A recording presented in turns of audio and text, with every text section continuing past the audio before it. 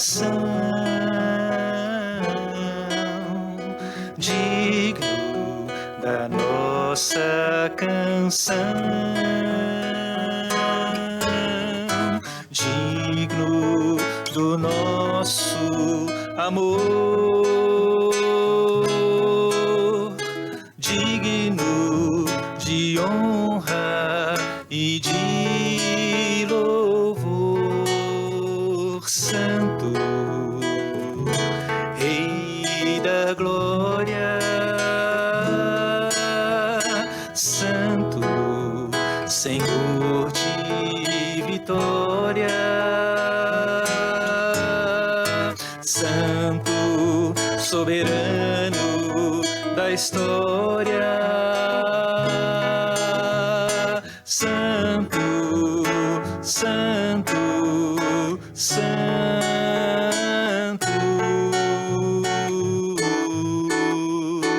glória e majestade,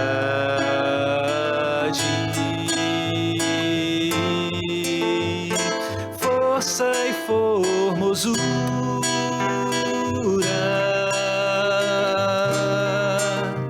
estão diante dele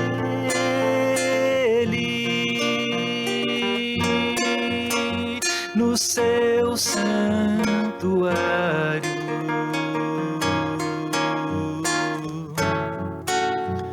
Prostremo-nos àquele que é digno, Santo, que é digno, Santo, que é digno, Santo.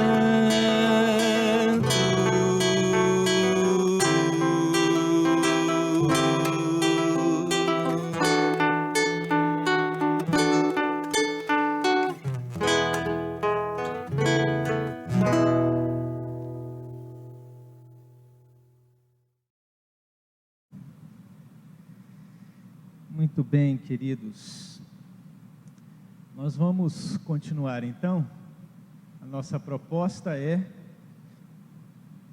olhar para o Novo Testamento de uma maneira panorâmica. Não vou entregar, no finalzinho aqui eu entrego para você o nosso fascículo, folheto, sei lá como é que a gente põe, a nossa lição, né? Mas, porque muitas das coisas do... Hã? Pode ser. Por favor, Flavinha, então me ajude a entregar.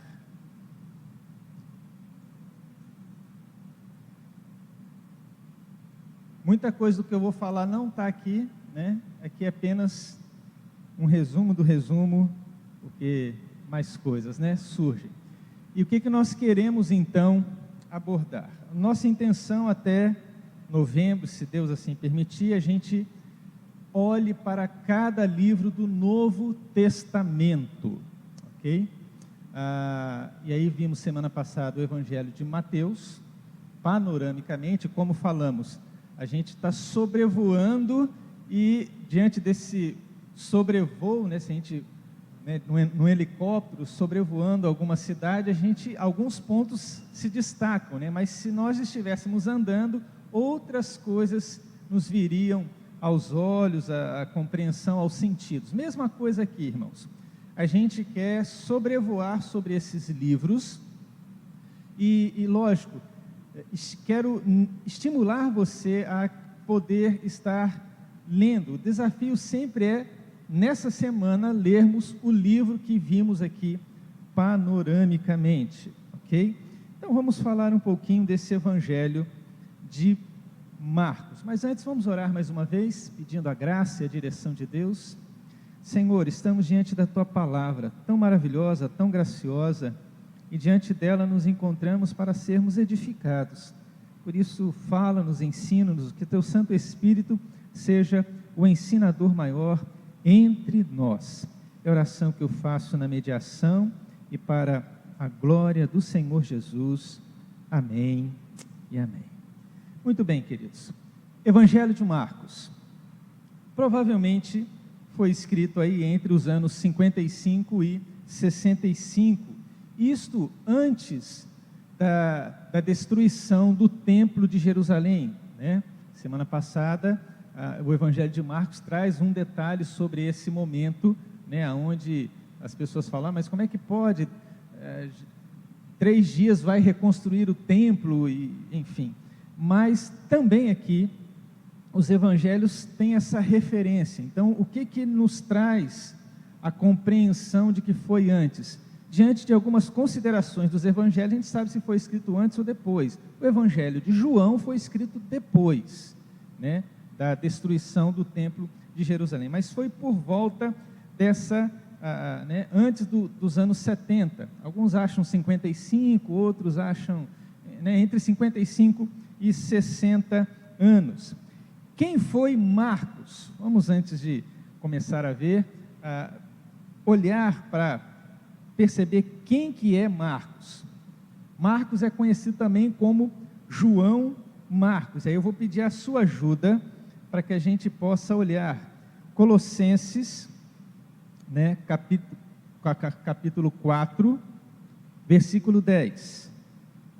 Você consegue achar aí Colossenses capítulo 4? Quem achar, por favor, leia para nós essa passagem, Colossenses, no seu capítulo 4, versículo 10.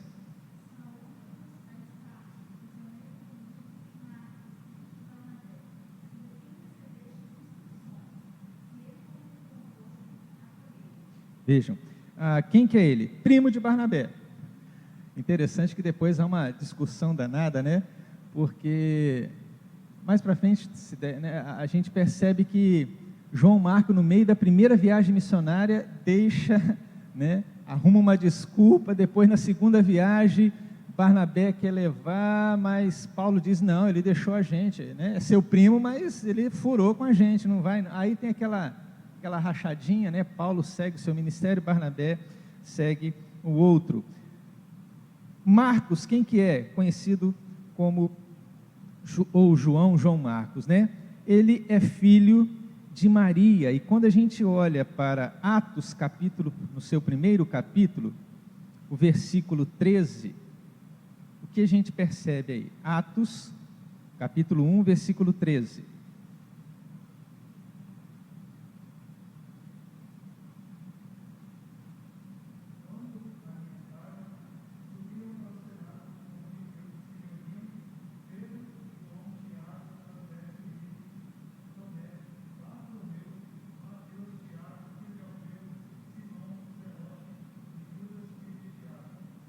Isso, ele se encontra aí junto com esses que logo no início estavam orando. Olha o capítulo 12, versículo 12 desse mesmo livro de Atos. Atos 12, versículo 12.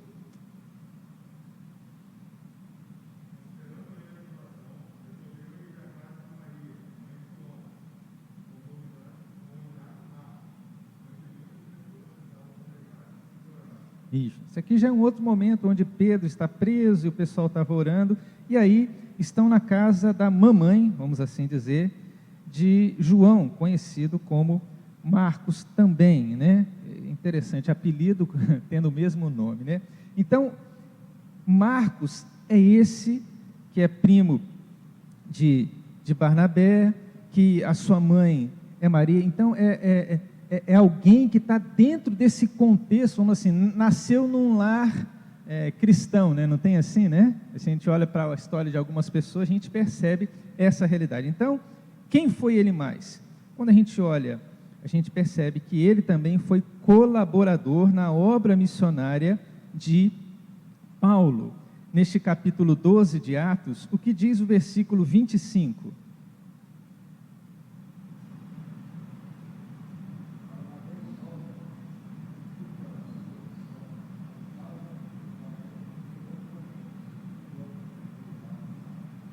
Apelidado de Marcos. O capítulo 13, versículo 5.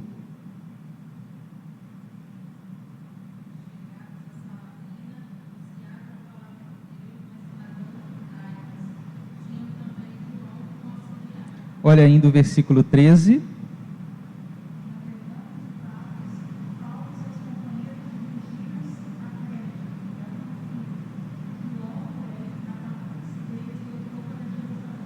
isso, apenas alguns textos, dentre outros que este livro de Atos registra que Marcos, ou João Marcos, né, foi esse colaborador. Então, a compreensão dos teólogos é que este é a mesma pessoa que escreveu o Evangelho de Marcos. Então, é alguém que caminhou muito próximo diante da intencionalidade de Jesus revelar-se, mostrar-se. E aí, lógico, quando a gente lê Paulo escrevendo ao seu filho na fé, no 2 Timóteo, capítulo 4, versículo 11, vamos apenas ler mais esse versículo.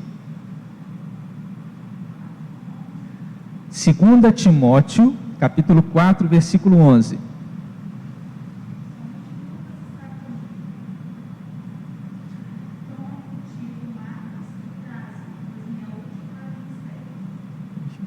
Essa é a realidade. Muito provavelmente, quando Pedro, na sua primeira carta, no capítulo 5, versículo 13, está se referindo também, né, ao seu filho, que ele caminhou como discípulo, não que seja filho de sangue, né?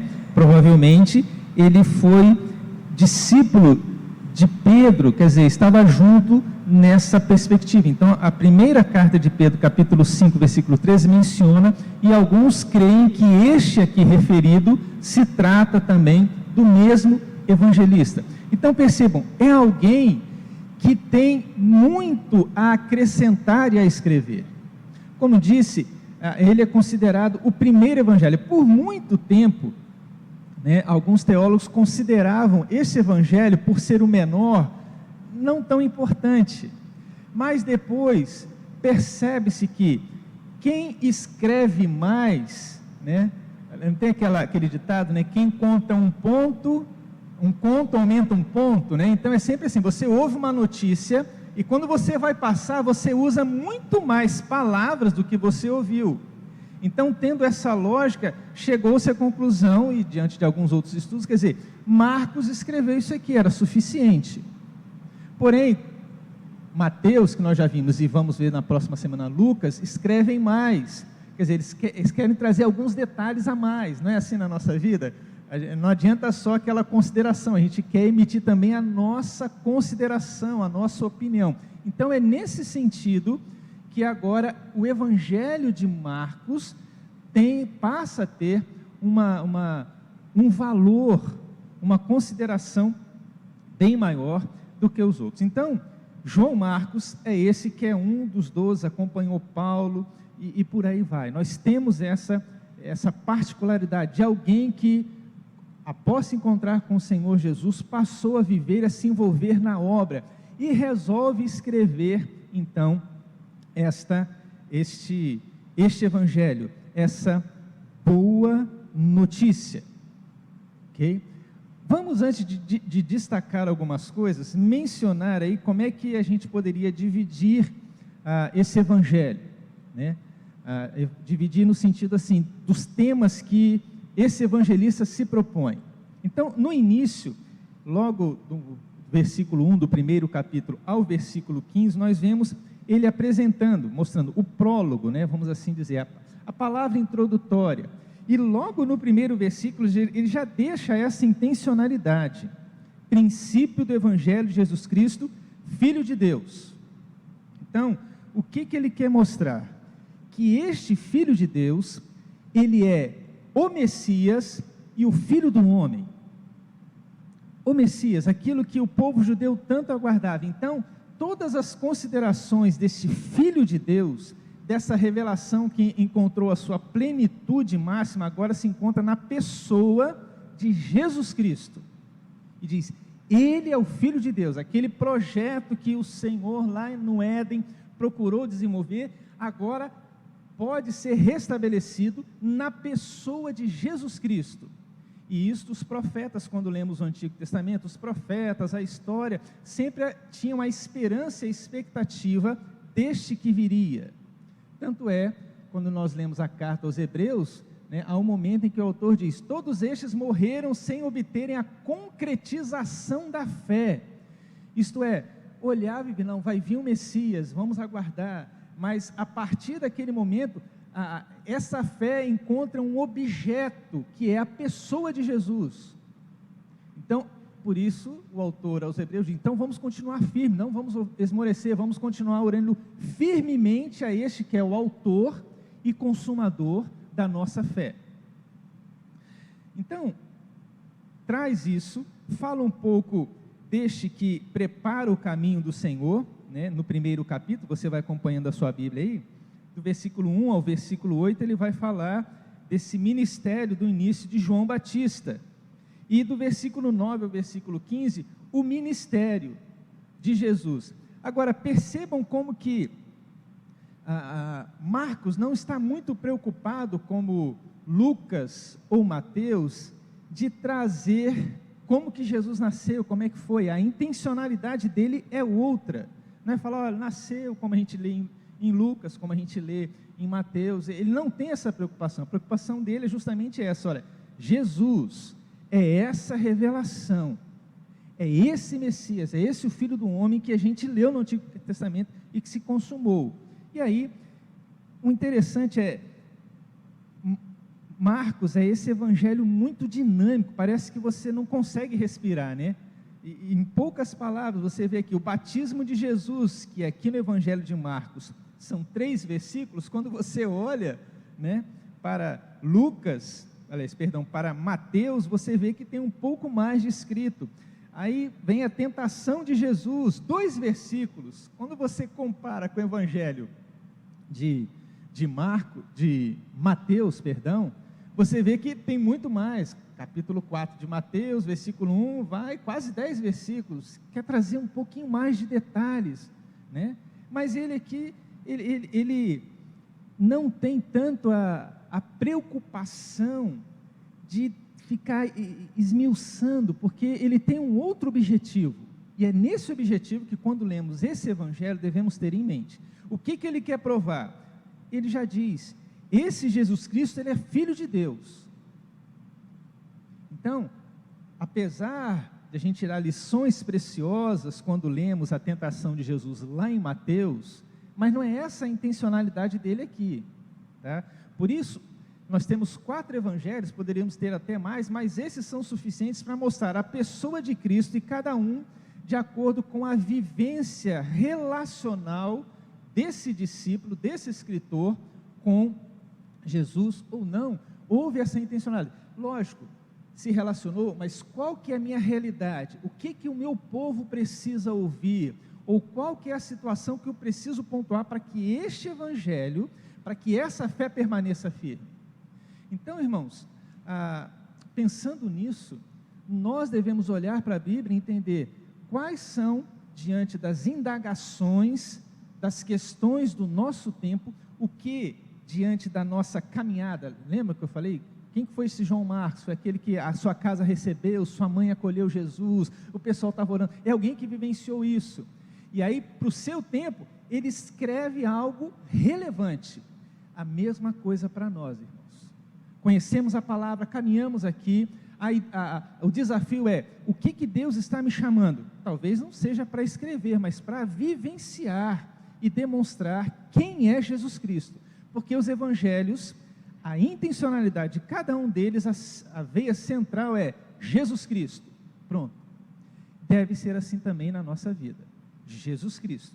Então, o prólogo fala de João Batista, rapidamente, o começo do ministério de Jesus, e aí ele vai começar a trabalhar do versículo 16 do capítulo 1 ao capítulo 8, versículo 30, ele vai mostrar Jesus como Messias.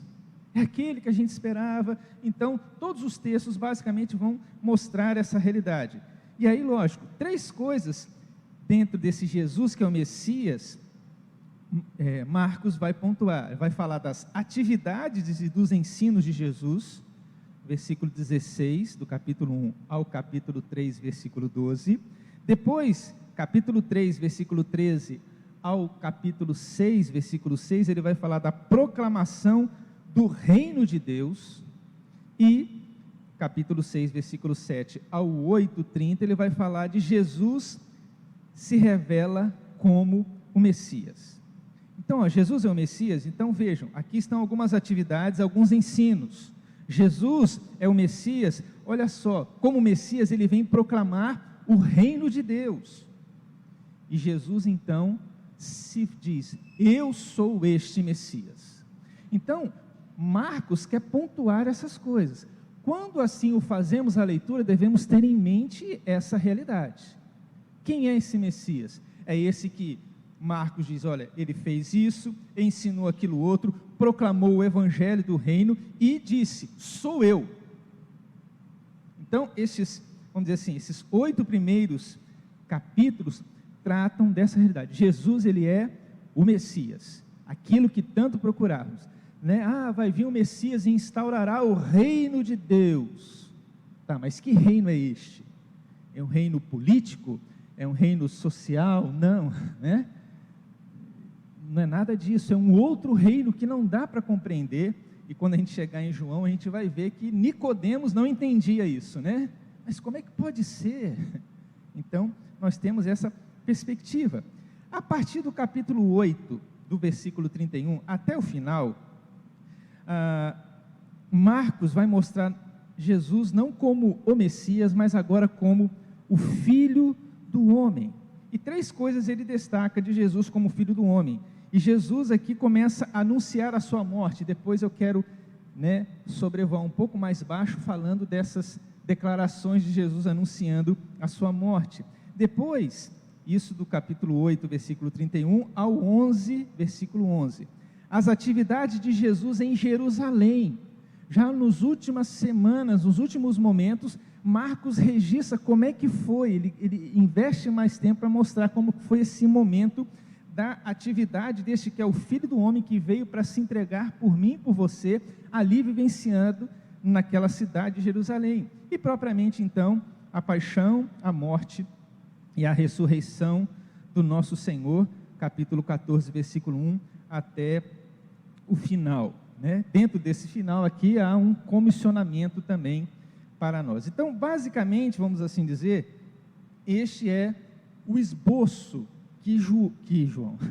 que Marcos quer trazer para nós. Então, veja, é alguém que conhecia, tem algo a dizer.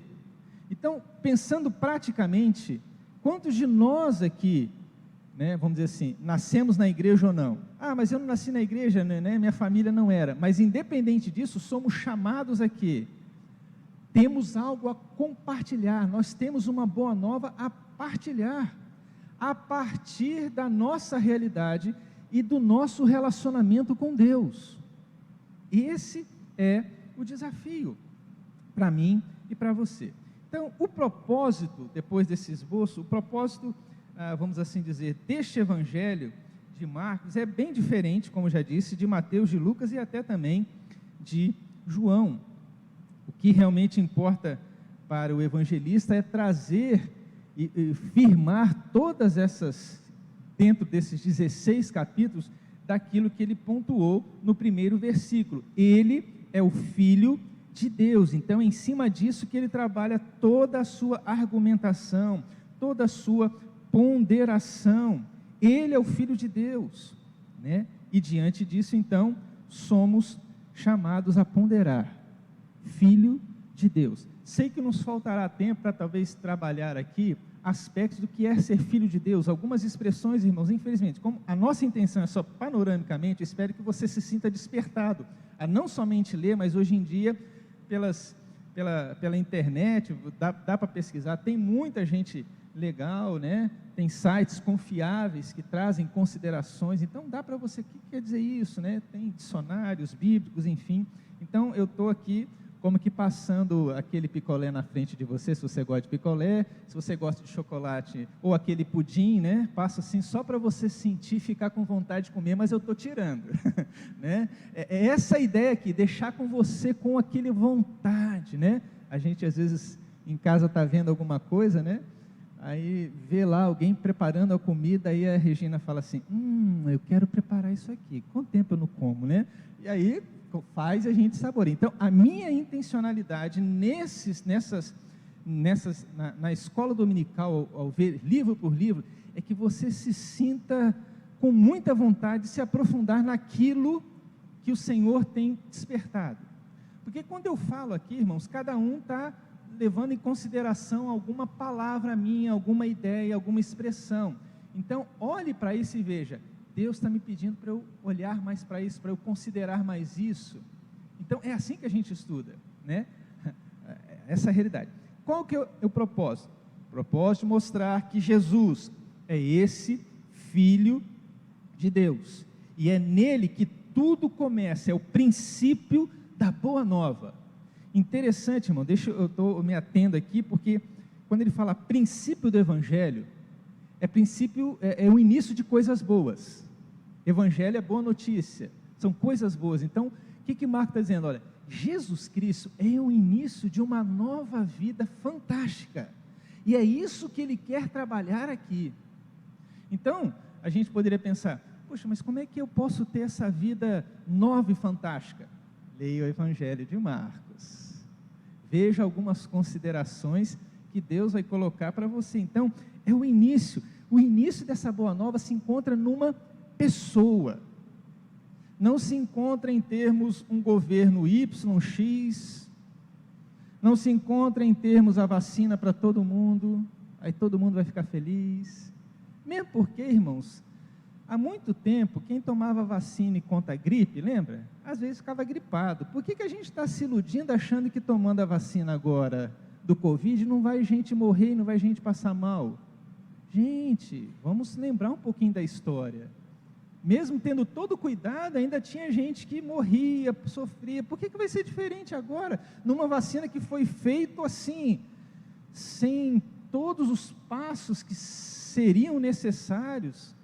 Então, irmãos, não se encontra nisso, não se encontra na política, não se encontra em termos de segurança, se encontra em Jesus. É isso que faz com que a gente passe por esses momentos, e é como diz o salmista, diante de más notícias, o seu coração não fica perturbado, porque ele sabe que é essa pessoa que traz segurança, e sabe que a vida aqui é passageira. Não cantamos isso no nosso hino? Sou peregrino aqui em terra estranha. Então tudo aqui é estranho, irmãos. Você faz o bem, o que você recebe em troca?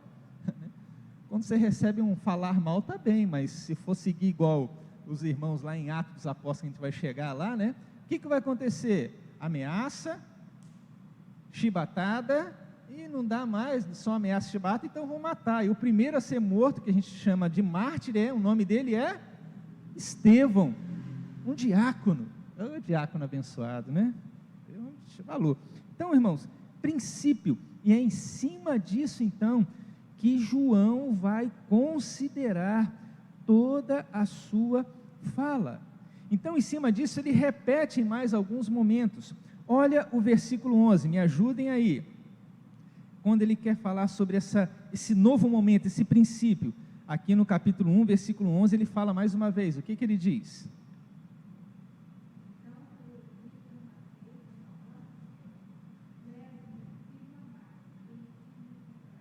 De cara, ele é Jesus, então Deus tem prazer nele. Olha o capítulo 3, versículo 11, traz essa mesma ideia de que essa boa nova se encontra em Jesus Cristo, que é Filho de Deus. Capítulo 3, versículo 11.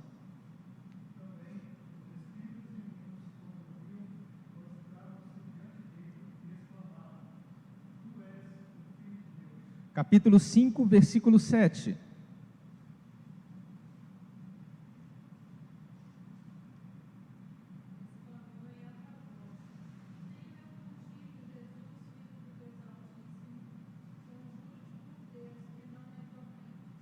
Capítulo 9, versículo 7.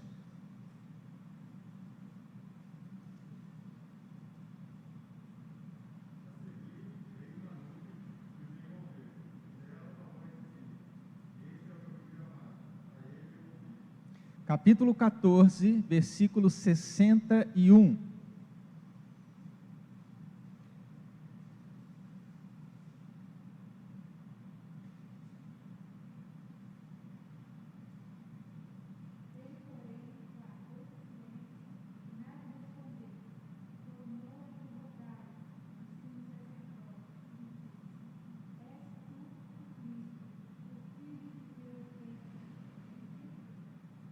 E o último, capítulo 15, versículo 39.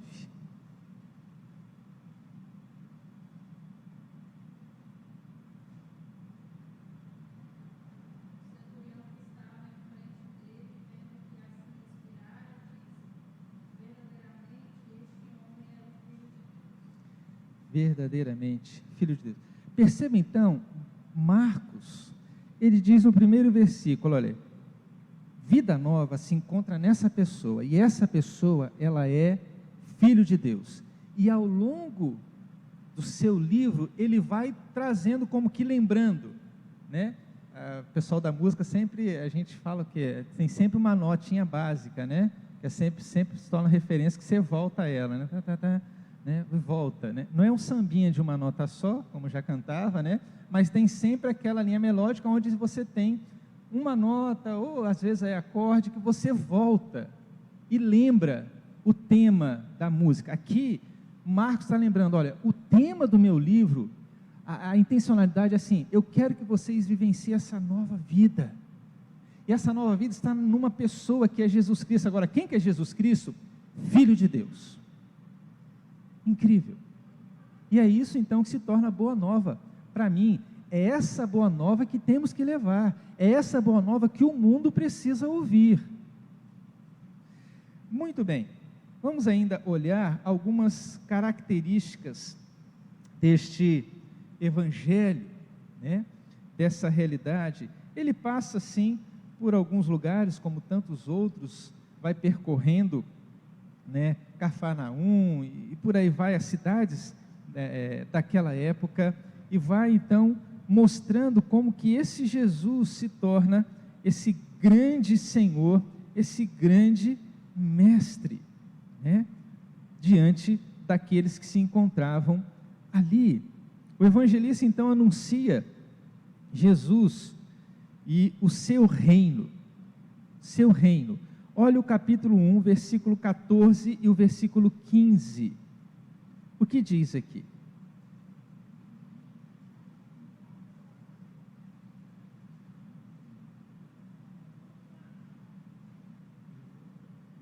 Marcos capítulo 1, versículo 14 e 15. Alguém leia, por favor.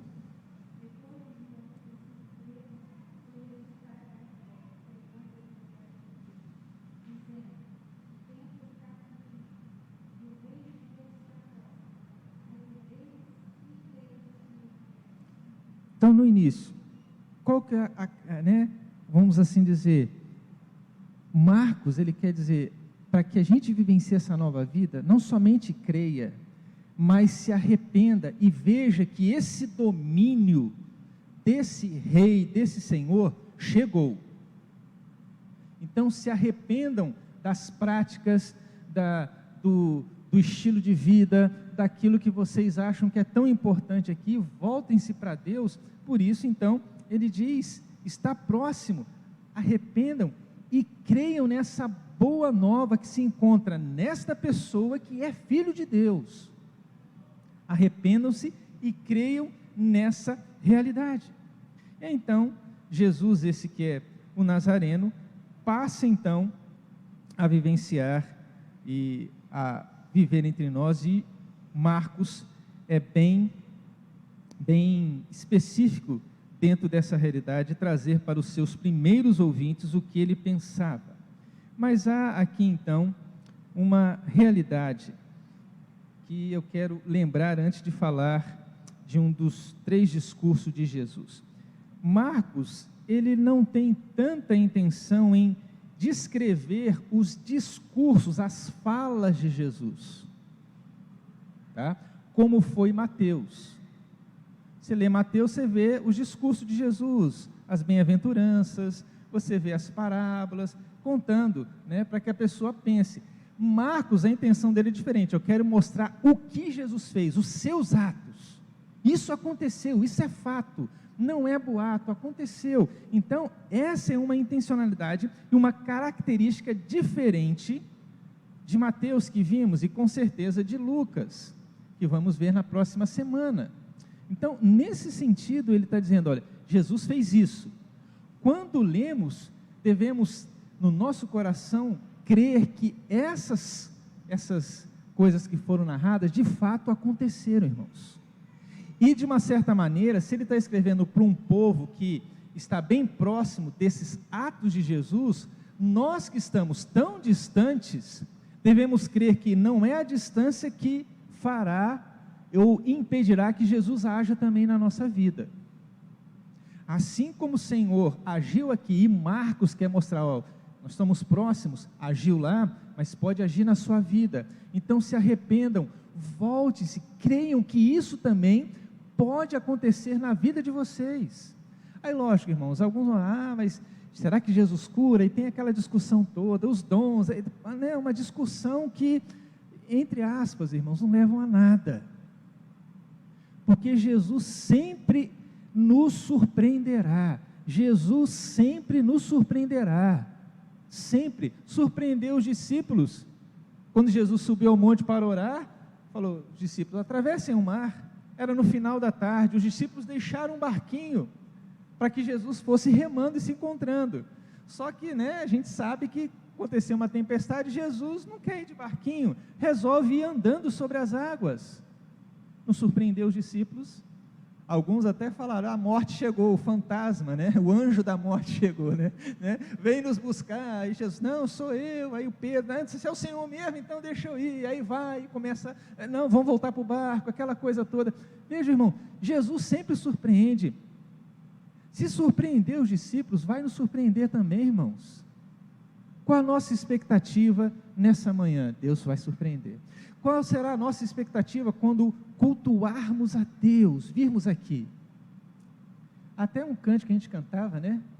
Reunimos aqui para louvar ao Senhor, novamente aqui em união. Aí a expectativa era, algo bom há de acontecer, algo bom Deus tem para nós, reunimos aqui para adorar ou separar, adorar, glorificar, não lembro agora, mas reunir, qual que é a expectativa? Algo maravilhoso vai acontecer, eu não sei, mas eu quero estar próximo para ver, eu quero ser testemunha disso. Eu sei que você que está em casa me ouvindo, né, tem coisa que só quem está aqui que está percebendo, que está vendo, que está sentindo, né, seja o cheiro novo da tinta, né, tá bonito, né, está vendo aqui?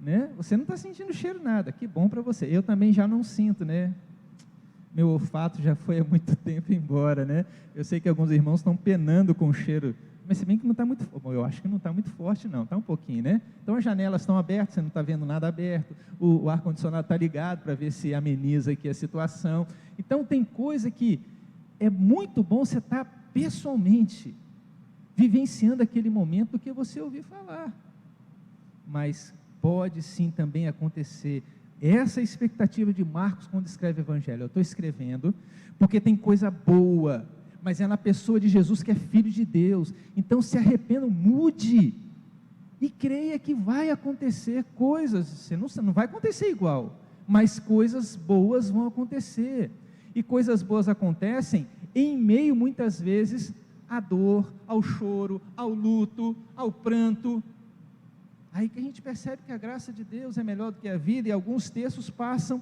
a dizer, isso aqui é eu que devia ter escrevido, a tua graça é melhor do que a vida, né?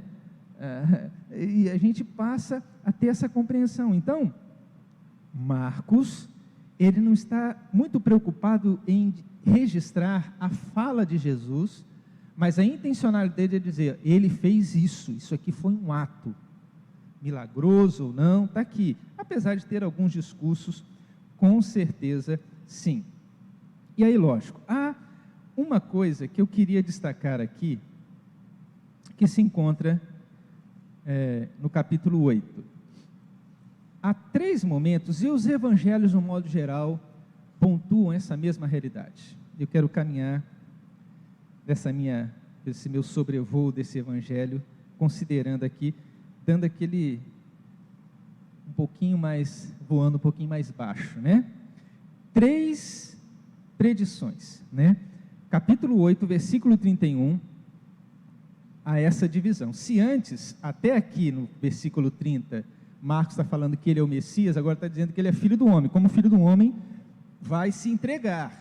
Então ele diz, versículo 31 do capítulo 8, então começou ele a ensinar-lhes que era necessário que o Filho do Homem sofresse muitas coisas, fosse rejeitado pelos anciãos, pelos principais sacerdotes e pelos escribas, fosse morto e depois de 3 dias ressuscitasse.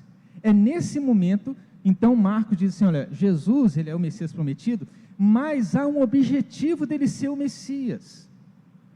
O Messias não é esse que virá com seu exército, como era a compreensão de Israel, virá e dominará politicamente, expulsará os romanos, e seremos uma nação livre. Não, não era essa a questão.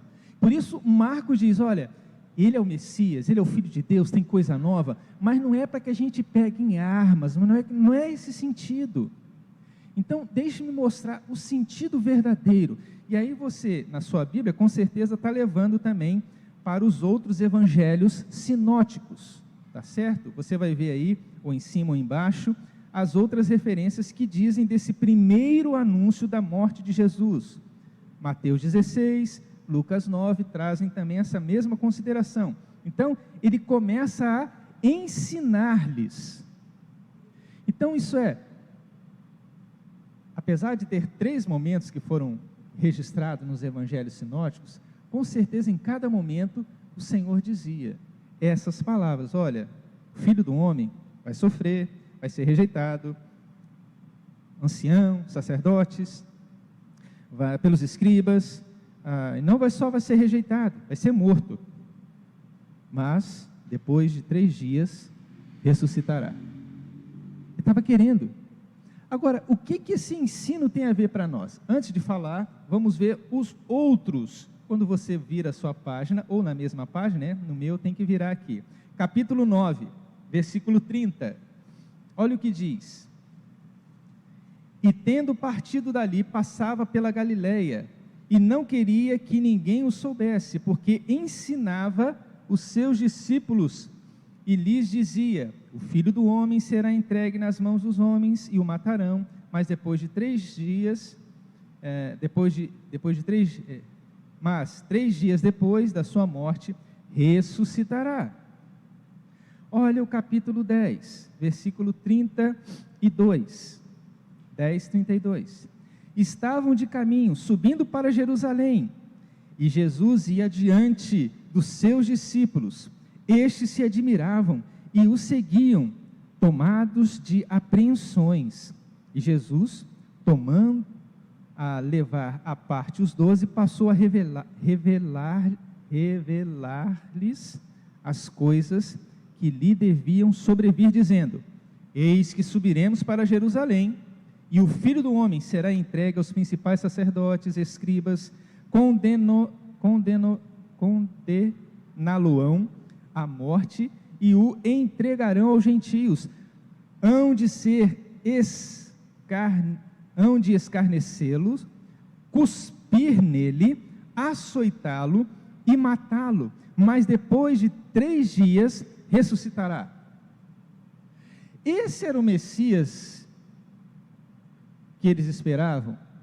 Conforme a compreensão judaica da nação de Israel, não, porque o Messias não seria alguém morto, mas traria a vitória, a libertação. Agora, por que Marcos faz questão de registrar? Porque o reino de Deus é diferente, irmãos. Então aqui tem uma outra chave para entendermos a vida cristã. O reino de Deus na nossa vida não é igual ao do mundo. O que Jesus fez? Falta nos tempos. Fez coisas boas, curou, abençoou, trouxe alegria, uma nova perspectiva, trouxe boa nova. Mas o que ele recebeu em troca? Era isso que Jesus estava dizendo. Olha, eu vou fazer coisas boas, mas eu vou sofrer, vamos fazer isso. E quando eu estiver morrendo, vai acontecer isso. Já estou dizendo para você. Vão cuspir em mim, vão me torturar, e vão fazer, vão me açoitar, até matar. Mas é interessante que até aqui os discípulos não entendiam, irmãos. Não entendiam. Volte para o capítulo 8 e você vai perceber, dentro de um contexto, lógico, o Senhor começa a fazer isso depois da confissão de Pedro, E Pedro, né, quem dizem? Alguns dizem, João Batista, capítulo 8, versículo 28, João Batista, Elias ou algum dos profetas. Aí Jesus pergunta, mas vocês, meus discípulos, quem que eu sou para vocês? Aí Pedro, né, como esse que falava pelo grupo, disse, tu és o Cristo, o Messias, o Filho de Deus. E a partir então dessa compreensão de que ele é esse Messias, o Senhor então começa a ensinar, tá bom, eu sou Messias, mas deixa eu mostrar o propósito de vocês me terem como Messias, como Salvador. E é nesse sentido, irmãos, que quando lemos o Evangelho de Marcos, essa intencionalidade desse Evangelho, diz assim, você considera Jesus como seu Salvador, boas novas? Então, deixe-me mostrar o projeto que esse Filho de Deus tem para a sua vida. Se somos discípulos imitadores, vamos seguir o mesmo caminho. Em algumas passagens, né, tem até a repreensão dizendo, vem cá, por que vocês vão achar? Se perseguiram e fizeram com o mestre, por que você acha que não vai fazer com você? Com você vai ser muito pior. E aí então, depois dessa confissão, ele começa a ensinar. E aí vem esse texto no versículo 34, convoca a multidão juntamente com os discípulos e diz, vocês querem me seguir e me têm como Messias? Então o negócio é o seguinte, quer vir após mim? Assim mesmo se negue, tome a sua cruz e siga-me. Porque esse é o projeto, se eu tenho a Jesus como Salvador e Senhor, esse é o projeto dele para a minha vida. Então quando ele diz, venham, se alguém quer vir após mim, é uma decisão minha. Então primeiro, negue-se. Negue que você tem direito, que você é isso, eu tenho direito à vacina, porque já chegou a minha idade, né? Negue um monte de coisa, é que vocês estão falando, né? Negue, tome a sua cruz, o que é isso? Tomar a cruz diariamente é fazer com que aquilo que não agrada a Deus seja mortificado, é algum modo de falar, é algum modo de pensar, qualquer conduta que entristece, que está fora do padrão de Deus, faça morrer isso diariamente. Tome a sua cruz e aí me siga. Então, está dentro desse contexto aqui. Quando ele anuncia a sua segunda morte, o que acontece logo depois? Eles começam a discutir. Espera aí. Eles começam a entender, mas entendem só um pedacinho, que o Senhor vai ressuscitar. Ou vai ressuscitar, então é o seguinte, temos esperança de que, então, quem que é, né? Então, você tem essa realidade, versículo 33, tendo partido para Cafarnaum, estando eles em casa, interrogou os discípulos, de que é que vocês estavam falando no caminho? Isso depois de Jesus falar que ia morrer.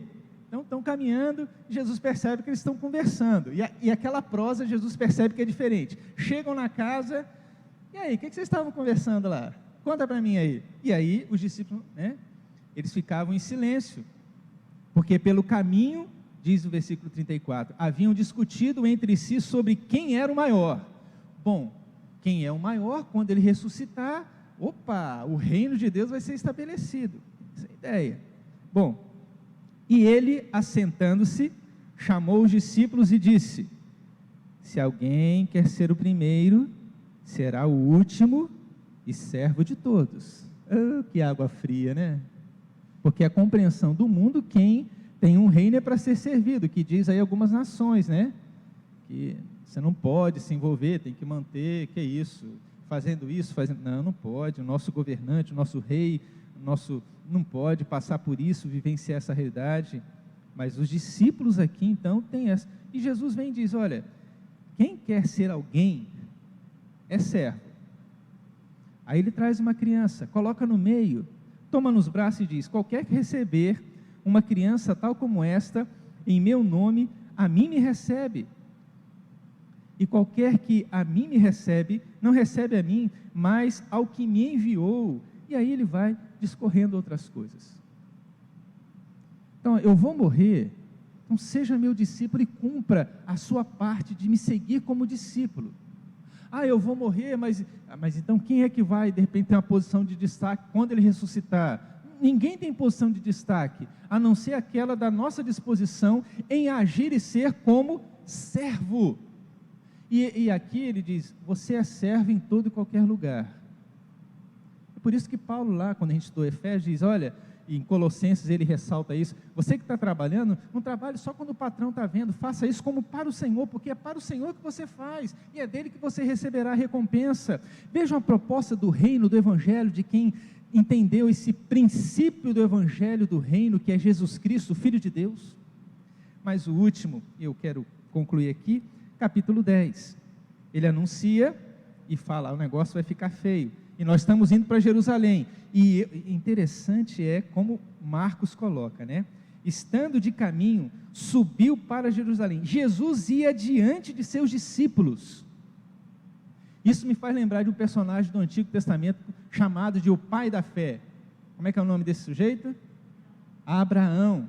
E você lembra quando Jesus pediu o filho dele? Ele acorda cedo, prepara tudo e sai caminhando. A situação não é fácil. Por isso, irmãos, seja Abraão, seja Jesus ou qualquer outro, tenha disposição de enfrentar. Vai sofrer, vai ter espaço para dizer, Deus meu, por que me desamparaste? Porque Jesus se sentiu sozinho na cruz e tantas outras realidades, mas há esse desejo, não, eu vou cumprir a vontade de Deus e vou. O pessoal está de lerdo para subir, né, porque para chegar em Jerusalém é uma subidinha, né? Mas estou à disposição, vamos lá. Mas o que acontece logo depois disso? Aí vem os dois irmãos, filhos do trovão, né? Tiaguinho, não é o Tiaguinho daqui não, o Tiago e João, né? Tem um Tiaguinho cantor, né? Mas Tiago e João, em outras passagens fala que é a mãe dele, né? Então, seu pai era o Zebedeu, e aí chegaram, tiveram a coragem, e estão começando a entender, parcialmente, né? Ainda entende errado, e diz, versículo 35 do capítulo 10, mestre, chega bem, né? Queremos que nos concedas o que vamos te pedir. E ele lhes perguntou, que quereis que vos faça? Respondeu-lhe, permite-nos que na tua glória, isso é, quando o Senhor ressuscitar, estiver no teu reino, né?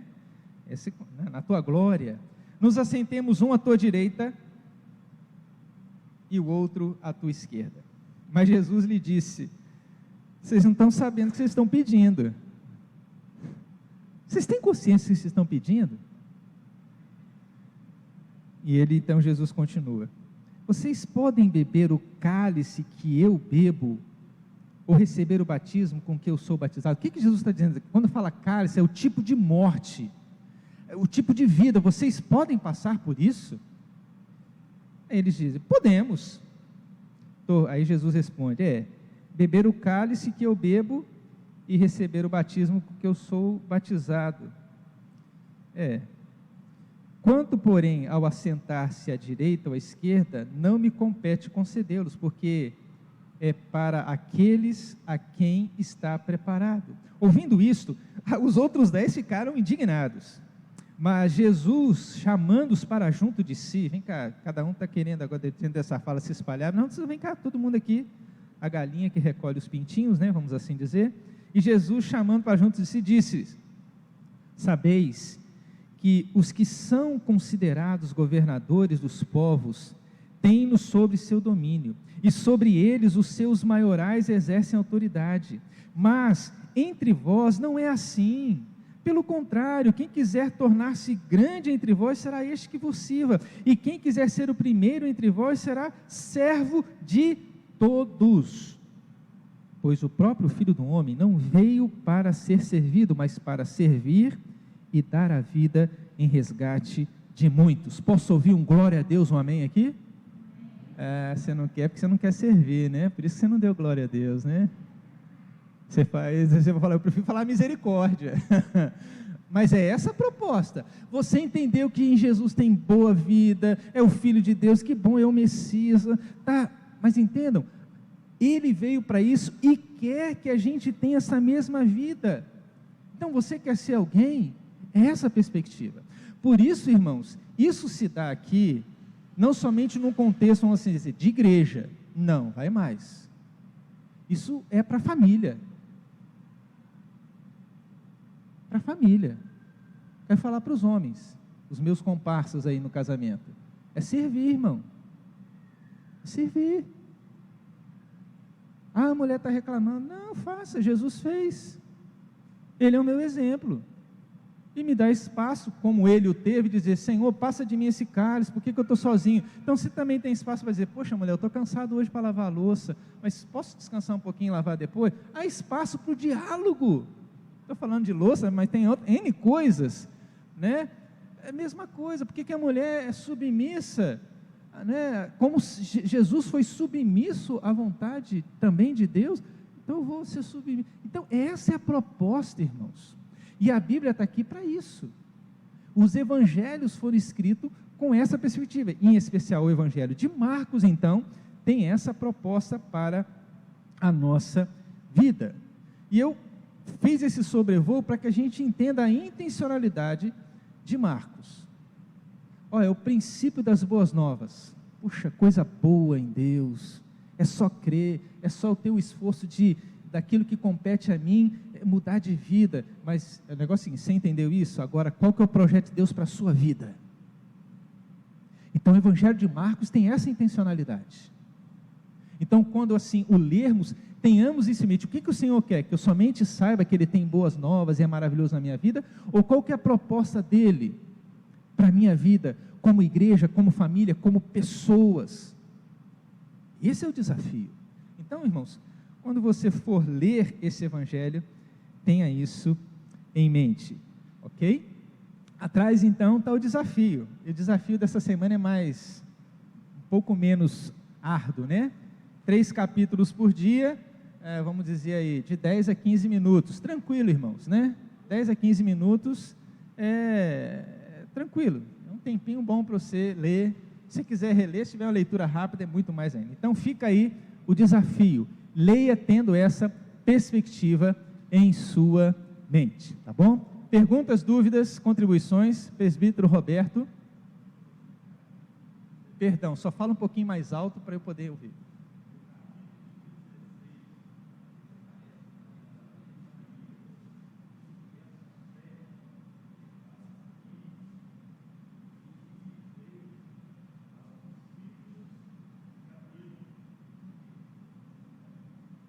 Capítulo 16, qual que é o versículo, né?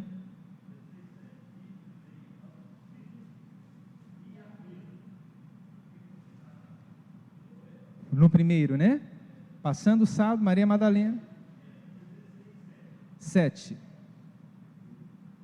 E a Pedro, eles iam diante de vós a Galileia, lá vereis como eu vos disse. Disse para Pedro, mas a sua pergunta é...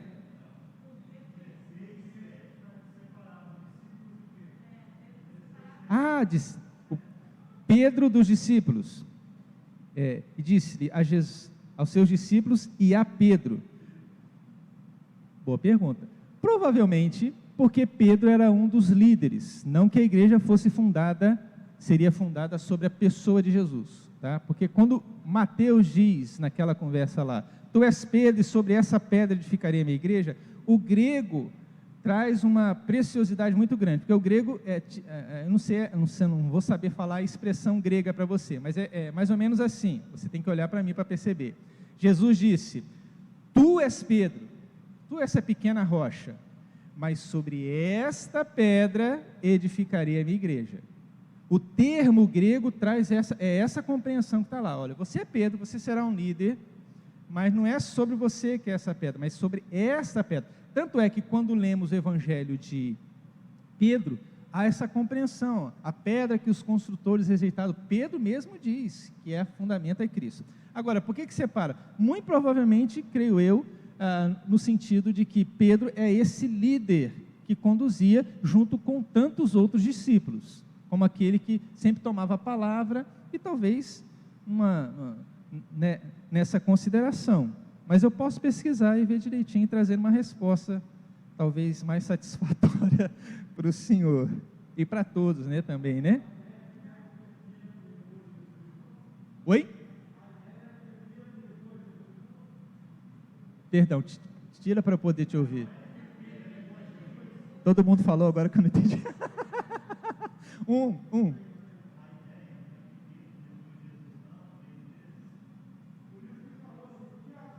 Pode ser, eu teria que olhar. Mas assim, ide, dizei aos seus discípulos e a Pedro. Pode ser, vamos adiante. Talvez porque Pedro estava ainda cabisbaixo, não sei.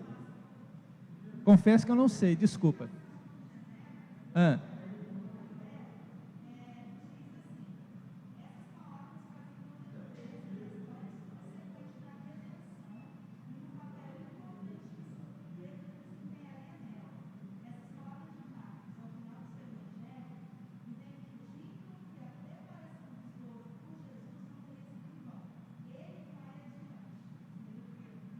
Sim. Pedro indo, a ideia é essa. Então, como esse líder, né? Mas eu vou ver se tem alguma outra explicação em relação por separar, porque ele era discípulo também, né? Mas talvez entendendo assim, Pedro como este que tinha discípulos também, né? Então, olha, diz aos discípulos e a Pedro que é esse que é o líder. Nesse sentido, talvez a separação, mas eu vejo e depois trago para os irmãos. Mais alguma consideração, irmãos? Não? Antes de fazer a oração, para encerrarmos, queria que você abrisse a sua Bíblia em Hebreus, capítulo 13. Hebreus, capítulo 13, versículo 3. Que diz assim: lembrai-vos dos encarcerados como se presos com eles, dos que sofrem maus tratos, como se com efeito vós mesmos em pessoa fosseis os maltratados. Por que eu li esse versículo, irmãos? Hoje, último domingo fugiu o mês, maio, a missão Portas Abertas, fundada pelo irmão André, é aquele que é conhecido como contrabandista de Deus. E o Ministério Portas Abertas no Brasil, sempre uma vez por ano, desafia a igreja a orar, né? Se eu não me engano, esse ano é pelo Iraque, se eu não estou enganado, né? Geralmente escolhe um dos 50 países mais perseguidos. Então, o meu desafio é que ao longo desse dia, a gente vai orar agora, mas que nas suas orações, você lembrasse que, né, seja nos muitos países, né, que há de perseguição terrível, não somente perseguição religiosa, irmãos, né? A gente sabe que há países que você tem que cortar o cabelo daquele jeito. O meu cabelo em alguns países não seria aceito, né? Você tem que fazer barba daquele jeito, mulheres também, né?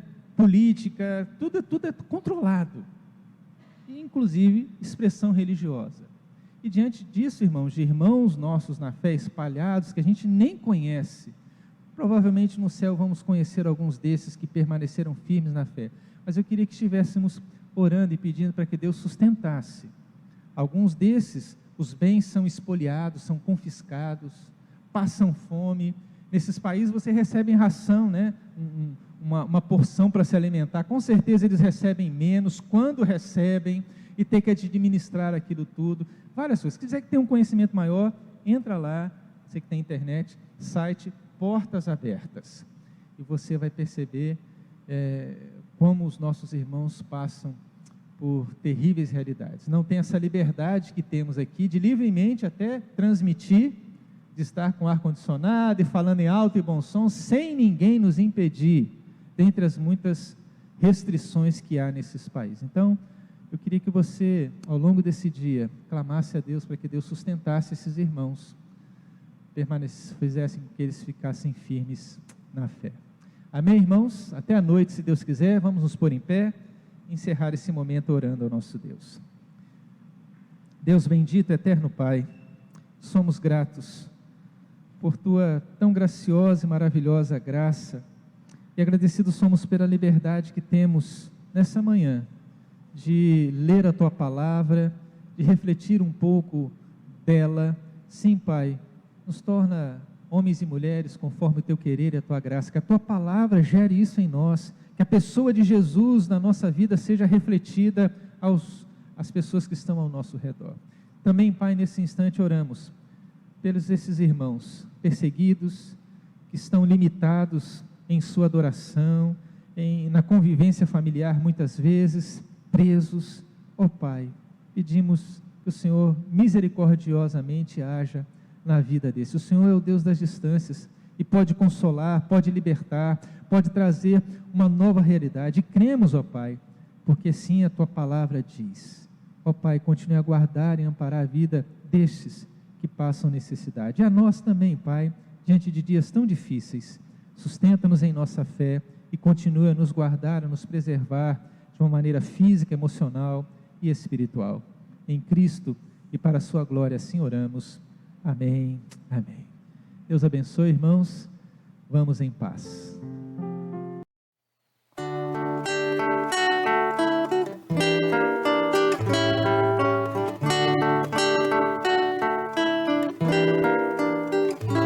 O Senhor te abençoe e guarde a tua vida, resplandeça o seu rosto sobre ti. O Senhor te abençoe, sobre ti levante o rosto, misericórdia tenha e te dê a paz.